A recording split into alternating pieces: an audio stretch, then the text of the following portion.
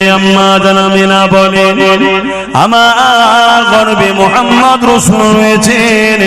অন্যান্য নারীরা বলে সন্তানের একটা ভারী মা বুঝতে পারে। কি ভারী থাকে না?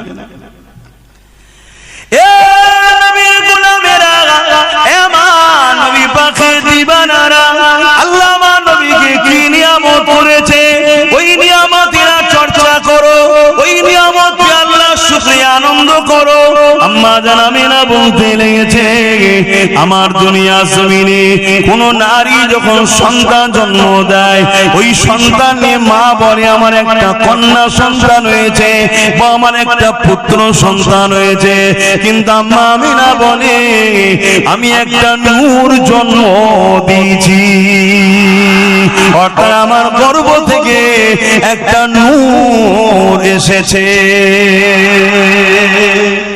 নূরের ওয়েট বোঝা যায়? নূর মানে জ্যোতি, আলো, ওয়েট বোঝা যায়?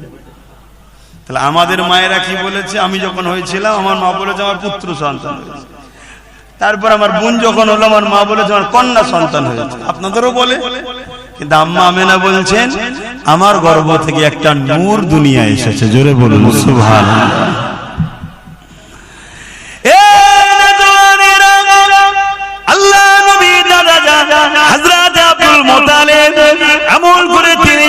বাজারে যান, লোকের মধ্যে একটা আলোচনা হতে লেগেছে আব্দুল মুতালিবের পুত্রবধূ আমেনা একটা খুশবু ব্যবহার করে, যে খুশবুটা মক্কার কোন জায়গাতে পাওয়া যায় বলে জানা নাই।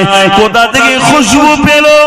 এত সুন্দর খুশবু, এবং বিধবা নারীদের খুশবু বাঁকাটা তৎকালীন সময়ে তো এবং এখনো মানুষটি ভালো নজরে নেয় না। তাই রাসূলুল্লাহ দাদা সরদার ছিলেন, লিডার ছিলেন, নেতা ছিলেন মক্কার।